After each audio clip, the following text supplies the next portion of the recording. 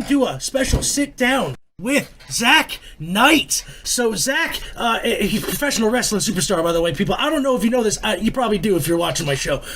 So Zach, by the way, is a I don't want to say, are you under contract with AEW? I don't want to say you're an AEW superstar and not say you're an AEW superstar. You know what I'm saying? Like, yes. I am under contract with AEW for okay. a while, yeah.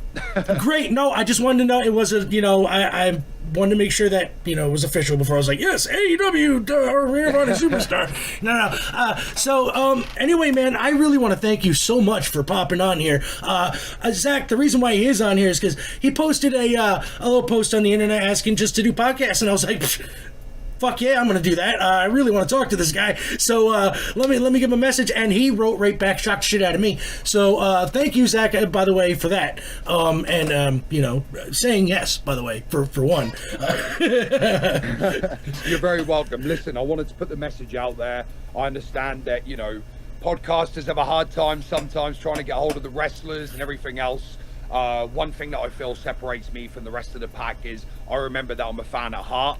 And I want to get that message out there. I want to be able to connect with the audience, connect with the fans, and stay humble. I think that's a big part of my journey, right? That is definitely the big part of the journey, man. And I really do appreciate that on behalf of all podcasters for you to come out here. And I look forward to seeing what you go out there and do after this, by the way. But let's talk for one. I got to get the history part out of the way here for some people. Now, you started wrestling when you were 10 years old. Is that correct? That is correct. So I was around the ring from 6 years old. Mm-hmm. I was going out as a mascot for the babyface, the blue-eyed, as we call them back home. Yes, sir. So basically, I would go out and I would get 3 spots during the match. It'd be the run round. It would be the Bronco in the corner, probably a 619 or a middle rope Rana. They were like my high spots throughout the match. Nice. Then I would get caught by the villain at the end once the babyface was up. They'd catch me, body slam me, land a leg drop, and the place would go dead quiet. Oh, no. Because they didn't know if I was a person of restricted growth or if I was a kid. Right. So the whole audience would be like, this person's dead. So, I'd done that from 6 until I was about 9. I had a couple of exhibition matches at 9. Right. But I made my professional wrestling debut. It was April. I was 10, so you're looking at about April 2000. Wow. Roughly. Wow. And a guy forgot he didn't forget his ring gear. He couldn't make it to the show, and he called ahead and said to the promoter, look, the car's broke down or whatever's happened. Right. The promoter come up to me and was like, Zach. I was like, yeah. He was like, how about you don't mascot tonight? And I'm like, what? What have I done? Why am I being benched? Right. He's like, no, we need you in the 8-man tag. I was like, yes, I'm in. Fuck yeah. I'm in. Fuck yeah. So I basically done my 3 spots at the start of the match to get the crowd into it. Right. And then, after I done my flying head scissors, I went for it again. They called it tombstone, leg drop off the top rope, and I was eliminated. Oh. We done that 42 times that year. Oh no! Oh man, bro, that's amazing. That is legit amazing. Like I couldn't even fathom at 10 years old being in the ring with a bunch of people like that doing off top rope like no. See that's you're a better man than I, my friend. You are a better man than I, and you were at 10. I was 10. They say that kids aren't scared of anything. It's so true. That is very true. I look back now and I'm in my 30s now and I'm going, no, I wouldn't do that now. Right. I'd have some guy jump off a top rope, 15 foot in the air and land on my head now. But no, yeah, so I was 10 when I made my debut. Bro, that is ridiculous. And your family runs I'm sorry here. It's WAS or WAW? Sorry, WAW. My fault. Sorry. How long have they been running the organization there? Like, how long? I know you guys have been there a long time. Yes. But like, so we're actually celebrating 35 years this year. Wow. Okay, that's a long time. We're the second longest running company in Europe, just behind All Star Wrestling, ran by Mr. Brian Dixon, God rest his soul, sadly passed away. But his grandson, Joseph Allmark, is doing a fantastic job, teaming up with a gentleman called Tony Spitfire to keep All-Star Wrestling alive. Okay. but yeah, I mean, we've had some phenomenal names within WAW, all of which, you know, I've managed to rejoin and see again in AEW. And, you know, when I was in WWE and everything else, I was never signed, but multiple trials. So yeah, WWE's got a very rich history. People here in England, you know, there's a lot of respect for WAW because it's still very kayfabe. Right. The fans aren't stupid. They just enjoy the product for what it is. Yes. And, you know, and they pop in the right places. So WAW is one of them places where people will fly, you know, far and wide just to say they've wrestled there. Oh, wow, man. Like, I've gotten to see a couple things, and I really like the fact that, you know, you guys do stick to that whole, you know, where the fans are in on the gag. You know, they're in on the show. They know what's going on, and they go there just to enjoy the show. Like, and well, yeah, you've got to remember that 35 years has passed, and in that time, we're now on to like the third generation of family members coming in. Right. So, you know, the grandchildren are now become either the parents or grandparents even, and they're bringing their kids and children and family members along, and they're educating them themselves of how they should react, what they should be doing, what happens here, there, and everywhere else. We're still very traditional. You know, national anthem before world title fights, round system, seconds. You know, so we're very traditional to the British sport of professional wrestling. Right. Kind of World of Sport style. For people over here that would know a little bit more. Yeah, it would be the World of Sport. Okay, exactly. Gotcha. So you have a very famous sister, the elephant in the room. Everybody, you know, should know this if they're listening to it and watching this. What is it like getting to work with her in AEW, man? It's been amazing. Obviously, you know, the movie was out and it showed people how distraught I was that she was leaving. Right. You know, me and Saraya, we've always been close. There's a lot of the movie that got, you know, Hollywood, you know, tried to paint me as the bad guy. But the truth is, you know, I was Saraya's biggest supporter. The reason I didn't go to the airport is I'm not very good at goodbyes. Right. You know, even when I leave to go to work, you know, I try and get flights when my kids are already in bed because I don't want to be saying goodbye at the door. It's difficult. I'm the same way. You know? I'm the same way. But 12 years passed. Obviously, she's very American now, and I'm still very British. And you're sitting there thinking, have we lost that chemistry? Right. But this year, 2024, has been magical because, yes, I signed to AEW, something that I've chased for 20 plus years. But at the same time, I got to, you know, catch up on my sister, catch up on lost time, see how similar we both still are in our adult life when really we haven't really been around each other other than a face call or a text message. So yeah, you know, it's incredible to be with Saraya, and I'm not going to lie, to be part of her group, the Outcasts. You know, it was a good rub that I needed immediately. Right. You know, but I'm hoping to prove to people that I'm there because of my work rate and merit. I hope so too, because like I saw your work in Ring of Honor, and that was just like the cap. And your match against Angelo was really good, dude. Like you guys had so much good chemistry. Like, so like, is there like, all right, I know the landscape of AEW has changed like a lot since you last had a couple matches in there. Since the Angelo match, actually, it's changed a lot. Like flipped 180. Like is there any plans on, like, I don't want to, like, you know, bring up a sword, like, is there any plans on you coming back anytime soon? So let me just let everyone know what happened here. I would like to clear that up because a lot of people are saying, you know all the bullshit online. I'm not going to go into that, you know, about how people like, oh, I don't like it. I want to know from you, honestly. So look, from the horse's mouth, I ain't going to go into full detail, but there's personal health, you know, and a few things that came about when I come home in June. And, you know, I had to write to AEW and ask them for a couple of weeks off for personal reasons. You know, so I came home, I landed June the 8th. And, you know, basically 7 weeks later, the end of July, I was basically said to them, okay, I'm good to go. Thank you for the time that was needed.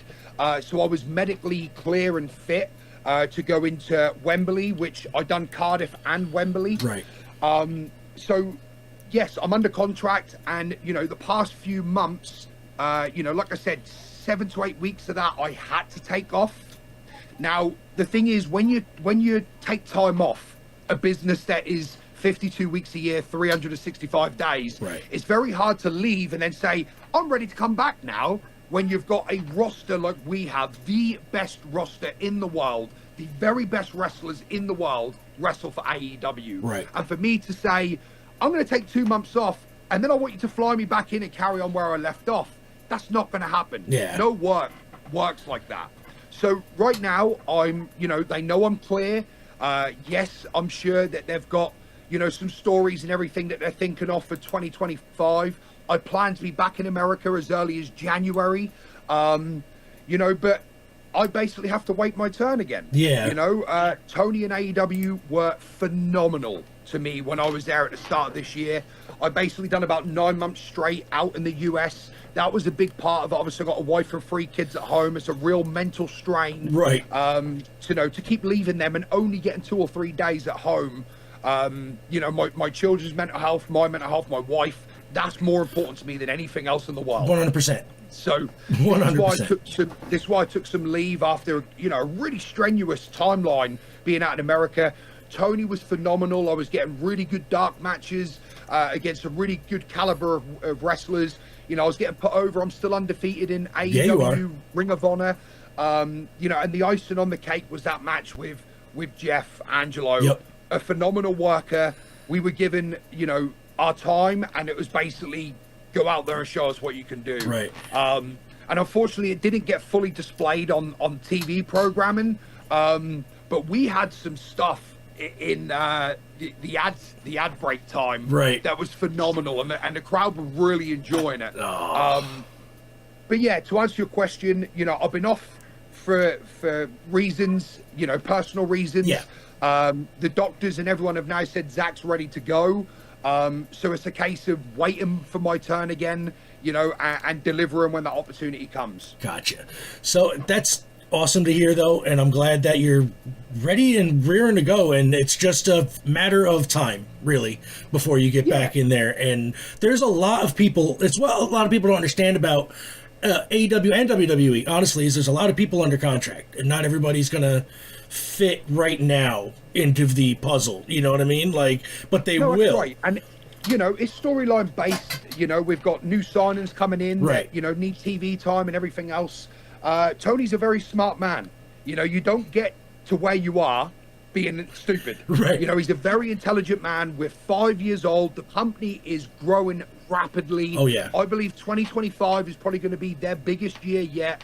The man knows what he's doing. And in Tony, I trust. And, I want to put it out there that, Tony gave me a chance when no one else did. And believe it or not, to the listeners that are listening, I was actually talking to AEW 8 months before my sister actually signed there. Oh, wow.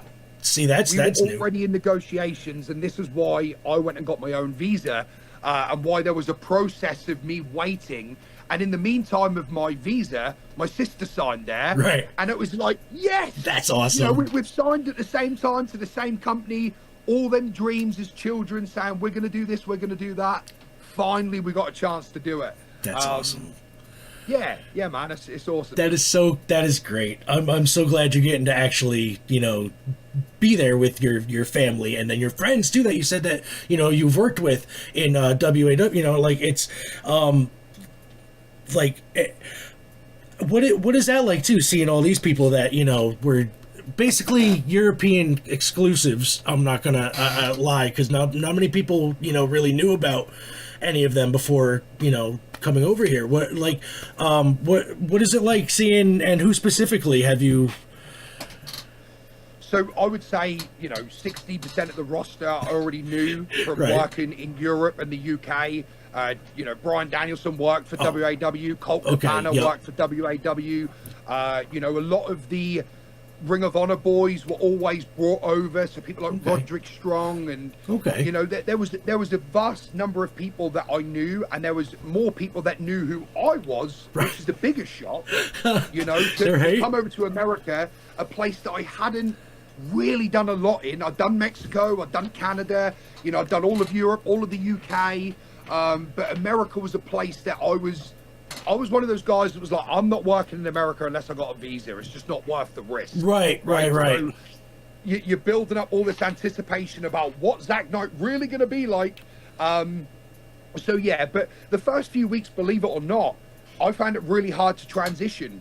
You've got to remember that, obviously stateside, American football, baseball, basketball, these are all huge sports that ain't so big back home. Right. So I'm a football fan or a soccer fan, or yeah. I like darts and I like fishing. So when I'm going out there and I've got nothing in common with these guys, and then I'm learning to wrestle American and TV style, which I'm used to calling a lot of my stuff in the ring, working off crowd reactions, seeing what's working, and then dialing it up a bit to, give the paying fans their money's worth. We didn't have people watching on TV. We had a live audience that we wanted to come back on the next show on the Indies. Right. So it was a complete change of style. I'm actually a very shy, quiet, and reserved person out of the ring. Right. Zach Knight is crazy. He's a badass. He's happy to fight anyone. But Zach Beavis is actually, very quiet, low key, doesn't really, I'm not a people person. I don't really like people. Right. I'm the same way, dude. I'm the same way. The person you're talking to is a whole different person than when I'm off of the mic. It's totally different. I'm a radio guy, so I have to have the personality, but I don't like people anymore. So you get what I'm saying. Yeah. You get what I'm saying. I get it. It was difficult transition. Not only that, I've been told that I've got a resting bitch face and very intimidating. Right. Sort of, I'm 6'4", 17 stone. Right. It's like 240, I think, in US pounds. And I'm walking around the building, keeping my head down. And, some people are like, who is this guy? What's going on here? But everyone was really, that first match I had, the first dark match I had with John Cruz. Yes. Oh, no, it might have been Peter Avalon, actually. Okay. I get confused. One of them matches was my first matches. I went out there and done my match, not really talking to too many people, just keeping my head down, waiting for an opportunity. And when I come out of that match, I had maybe 70% of the roster that was there working, all backstage like, dude, that was awesome. We love your punches. Oh, We love that knockout punch. We love your intensity. We love that urgency. And that's my style of wrestling. And I think as soon as they see what I brought to the table, it was kind of open arms, welcome him in. Yeah. Such a good. You are good. I'm sorry. I didn't mean to cut you off, but you're brawling. Your punches are dead on, bro. I thought you killed when I watched the John Cruz match, and I seen this one. You knocked. He sells real good, or you connected real good. Because he goes down. We have to give John his flowers. He's not in a position he's in. Not being a good wrestler. He's phenomenal. Yeah. He's enhanced talent. If you need someone to look good, John is the man that you're calling. Oh, yeah. Just look at that Samoa Joe meme that went everywhere. He's done that cross body. And it's Yeah. John Cruz is amazing. Such a good guy. But, for me, I had to bring something different to AEW. There's no point in me going there and trying to fly when you've got Will Ospreay. There's no point in me trying to go in and tech when you've got Daniel Bryan. There's no point in me trying to go in there and do some crazy shit when you've got Darby Allin. Very true. You're then sitting there thinking, so I'm signed. What do I bring to AEW? And what I bring is intensity. Someone that's legitimate to the sport of wrestling. Someone that's going out there to not really please the fans with my moveset, but to get them to question, to go back to when they believed professional wrestling for a split second.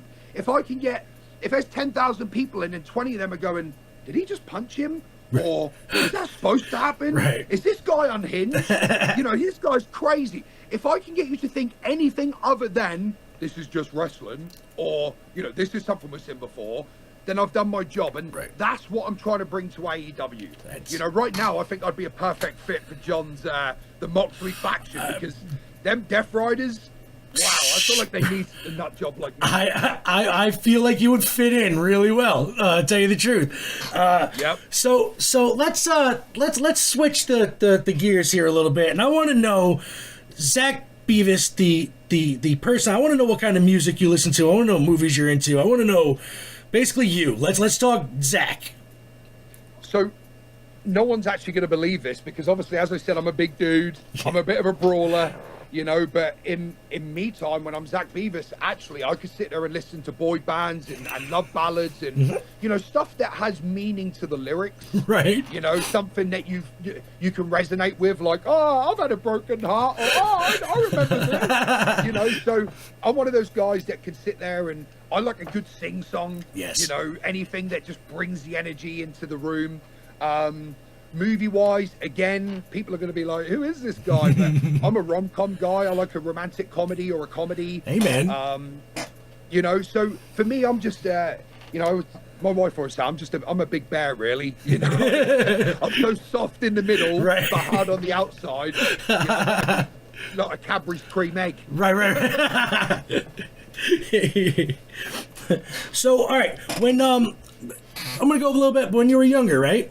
So do you remember what like first movies you ever saw? Like what movie did you get to go see at the movie theater? Like when you were younger, like the first one you can ever remember? We didn't have a right lot of time. So my mum and dad, you know, when I was a kid, British wrestling was still having a boom. Right. You know, so in the 90s, my mum and dad, if there's a 30-day or 31-day calendar, they're wrestling 27 of them easy. Right. They had no time So whatsoever. we were on the road. You know, we were on the road. We'd get back at 3, 4 in the morning. We'd try and get into school, whether it be 3 or 4 hours before we had to leave to get to the next show.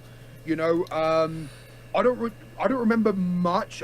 You know, for me, it's more moments. Right, I remember right. moments in wrestling. Okay. I remember that being 5 years old, and my dad got power drived on the concrete, and an ambulance all turned up. And you know, in British wrestling, nowadays you do, but back then ambulances weren't a part of the show. And Right. you know, my dad is a big, strong, tough, old school man. You know, and seeing him lying there with a brace on his neck, being put onto the board, and they're like lifting him onto the bed, and I remember just hysterically crying, going, "This bastard's just killed my dad." You know, Right. I fully believe. You know, and then we got back to, we lived in a public house, a bar. So we went back to the bar, and Dad took his neck brace off and was like, "Successful show, drinks on me," you know. Nice. And I, "Hey, nice. Dad, I thought you got hurt." And he sat down and he was like, "Son, it's time you learn the business." And, you know, he explained it to me. So, you know, everything in my life has always revolved around wrestling. Gotcha. You know, Okay. there's, you know, so getting to experience watching Big Daddy and Giant Haystacks. I was gonna ask the you Liverpool about that. Lads, or Mick McManus, Rollerball Rocco. Yes. Phil Murphy, Fit Finley. Like, these are people that I grew up watching. Right. I would be very put down by a few people here if I did not ask you about Catweasel. Now, I understand that it started off as a TV show, right? The character itself, or like something like that. And then somebody took over the name as a wrestler. And I've watched some matches, and this man is great. I don't know where he came. Do people know where he came? Do you know where he came from? Like, No, but I can tell you that Catweasel is phenomenal, and you know, one of the biggest names in British wrestling world of sport. You know, he's a real crowd pleaser, phenomenal athlete. Right. So yeah, but for me, when you think of people like that, I turn straight to Les Keller. I never got to Les watch him Keller. live, but for someone that, you know, just understood them tiny comical moments, Right. and you know, being able to really pull the strings of the audience with a simple look or a turn or just a slight movement, you know. Yeah. He was like the Hogan of British wrestling. Well, he was the Big Daddy before Big He was Daddy. Big Daddy before Big Daddy. There you go. Because Big Yeah. Daddy, I compare him to Hogan, and I compare Giant Haystacks to like Andre and his Bobby Heenan territory, you know, time. You know what I mean? Yes. Like, and Yeah. those guys would have some meat slappers. I've seen like they were just slamming against each other. Slap. There was no finesse to the Big Daddy and Giant Haystacks matches. No, but when you think about it, two big guys, you know, you don't want to see them slick rolling around the ring, taking an arm. You want to see these two Beat the shit out of it. That's right. And You know, and sometimes I feel like, you know, wrestling's lost its way a little bit in that way. If we still had the weight categories, you know, because super heavyweight wrestlers people are still into as much as the lightweight. that's true. You know, so I know the business has moved on, and you know, once it's moved, you can't go back. But I was a big believer in weight divisions. You know, being over 15 and a half stone, so over 200 pounds to be classed as a, you know, a heavyweight. Yeah. You know, until you'd won the lightweight, the cruiserweight, you couldn't go for the heavyweight. You know, there was a real ladder of success that people can, you know, visually see and go, okay, I know how to climb the ladder. Right. What did you think of? I know you weren't around during the time when he was a guy by the name of Young David. He used to be called. What do you think of him before he went to WWE and somehow looks like he ate Young David and became, you know, like Super Saiyan David? You look at people like the British Bulldog and Dynamite Kid, you know, and they really put Britain on the map for us. You know, they were the first ones to really educate Americans that these Brits, you know, they can chain with the best of them. They've got good amateur background. You know, they're snug, they're believable. You know, Britain's got their own unique style. And, you know, before I sway off, I want people to know that if you're trained in British wrestling, utilize that, because ultimately that's your superpower when you go elsewhere in the world. Right. Make no mistake, people like, you know, Eddie Guerrero, the Hearts, you know, all these people come over to Britain to learn British professional wrestling. So, you know, sometimes I feel like that's forgotten. But when I think of Davey Boy Smith, I just think of that first, you know, Brit that really managed to break through the glass ceiling and give people like me someone to look up to and say, hey, I'm going to be the next Bulldog. Or, you know, and in time, obviously, a lot of people have gone on to follow in his footsteps. But, you know, I was more a Dynamite Kid fan. I loved his, you know, his edginess, his rapidness, you know, that burst of energy, the snugness with his clotheslines and back elbows, and, you know, his punches always look legit. Oh, yeah. So Dynamite for me, you know, I actually got to see Dynamite wrestle my dad on the back end of his career. Really? Oh, see that? Yeah, I would have loved Tommy that. sold for 14 minutes. Wow, man, I would have Literally, loved my it. dad is beating him, and he's going, Tommy, the crowd are at a frenzy, make a comeback. And he's going, not yet, kid, not yet, kid. You know, That's and awesome. eventually, when Tommy did come back and got the finish, because that's all he could do at that point. Right. You know, his body was ruined. But you know, he'd turn it on for that 90 seconds to, you know, rag him around the ring and then get up for that big Dynamite headbutt for the pin. Yeah. And the place would just go crazy. But, you know, my dad's a 40-year vet, and he always say that working with Dynamite, Tommy, was one of his best experiences. And he learned that, you know, you don't have to rush for anything. The fans are going to be there if you keep them, you know, just keep them wanting more. Yeah, you know? Exactly. So let's get, all right. I want to keep this moving because I know you got, you know, stuff to do. And I want to get your top 5 wrestlers of all time. Okay, any organization, any era. Okay. Okay. I want your top 5, and then I want your top not 5. You know what I'm saying? Like your least favorite, and be honest, brutally honest. So. Okay. All right. Okay. So my top 5. So this is really, I get asked this question a lot. Now, I'm going to go purely on wrestling. Yes. Not for crowd work or because, you know, Hulk Hogan is one of the biggest names in professional wrestling, but I wouldn't have him down as my best wrestler. That's definitely I'd have true. him down as my best character and how to work the audience. Exactly. Right? Exactly. So I'm going to strip all that away. My top 5, you'd have Kurt Angle, you'd have Eddie Guerrero, you'd have Shawn Michaels, Mr. Perfect, and Scott Hall. Great picks. They're my top 5. They're your top 5? You know, and Now what about your bottom 5? okay, bottom 5. Now, again, I'm not just saying this. That, you know, anyone that knows me personally will go, "Ooh, you're putting Zach on the spot there," because I appreciate everyone for what they bring. Right. Yeah. Now, it's really difficult to be like, this guy was shit. Oh, not necessarily that they're complete garbage. I'm just saying that, you know, if when you think of professional wrestlers, these guys are like just the bottom of your list. Like, you know what I'm saying? Like just like, you know, I could go either way. Whatever. They're No, I totally get what you're saying. Yeah. But as a fellow professional wrestler, you know, I'm learning right now, bro, that I'm not everyone's cup of tea. True. Yeah? Okay, I got you. You know, I get a lot of heat online saying I'm a terrible wrestler just because my sister is famous, instead of actually watching my wrestling and going, actually, his sister might suck for whatever she's done that's pissed him off, but her brother, actually, they share the same blood, but he's actually quite good. Right. You know, I feel like people can get tired for the wrong reasons. Now, I can only pick these wrestlers off hearsay and not from, personal, Correct. talks with them. So, it's a great question and it's very controversial, but I am going to have to pass on this one because I do believe that, there's no such thing as a terrible wrestler. To have the balls to do it, it makes one step ahead of the average Joe that's not willing to chase their dreams. And that's a great answer. That is the best answer actually anybody could have given. Thank you. I honestly didn't want you to get in trouble with anybody, so I was kind of half expecting you to just be like, I ain't answering that shit anyway. Period. But you gave a great answer for it. I'll always be real with you. It's difficult, and I know that podcasts.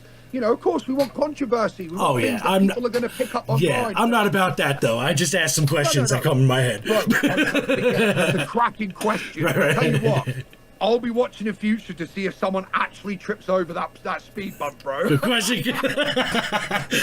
All right, so let's talk your top 5 musicians. I got to get your musicians here because I got to know what kind of music you'd be listening to, other than the your pop songs and whatnot. I know you like it, but what's your top 5 songs of all time? So I am a big Fallen in Reverse fan, and I was before Soraya and Ronnie were going out. So I love his music. Popular Monster's probably up there because that song resonates with me for someone that suffers with mental health, someone that, had a breakdown nearly 8 years ago through mental health. Just hearing that song, it's quite, it gives me goosebumps and it uplifts me to know that someone felt and feels the way that I did and I wasn't alone. Right. 'Cause that's a big part of mental health, is feeling alone. Right. So Popular Monster is up there. There's a band called Bad Walls. They done a remake of Zombie in 2018. Nice. Yep. That's up there as one of my favorites. I would probably say In the End and Numb as like a joint third for Linkin Park. Absolutely phenomenal. I'm a big Oasis fan. I love any Oasis song. If someone's got that playing backstage. So me and Will Ospreay actually spoke about this a while ago, just saying how much we love Oasis. I'm sure that bastard has got tickets and they're over here as well, but I didn't manage to get hold of them. So anyone listening to this, if you want to make dreams come true and send Zach Knight to Oasis, then get in touch with me, all right? You hear it. Make it happen, people. And my last song choice would probably be Beastie Boys' Fight for Your Right. The reason for that is my dad used it as ring music for 20 plus years. Then I started tagging on my brother and we become the UK Hooligans. We then used that for 10 years. And to this day, as soon as you hear that,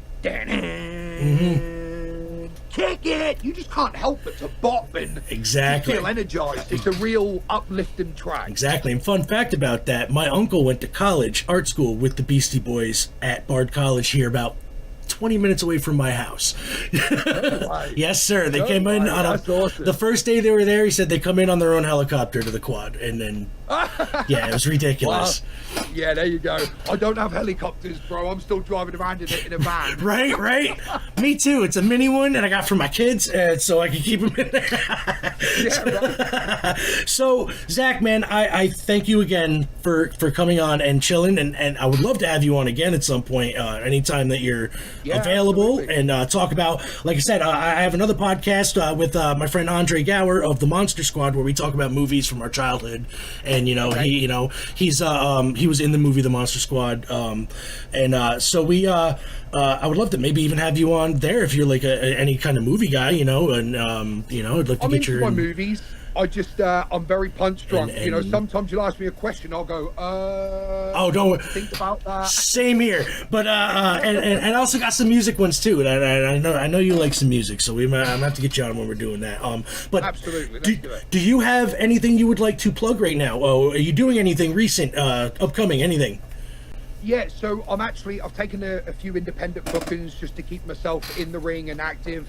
So anyone that's listening, December the 14th, I'm wrestling for my dad's company, WAW, Carols and Carnage. If you go to YouTube and type in WAW, they live stream their events. I'm in a 30-minute Iron Man match against my nephew. So that's this Saturday. The following week, the 21st, I'm in Hanover, Germany for POW for their last ever show. Wow. They've been running 10 years. I was a big part of that company. and you know, I'm actually honored to make sure I'm there for their last show. Great. I'm wrestling for their world title. I'd love to be the last person to ever hold that championship. That'd be So I have sweet. a very tough challenge in Pascal.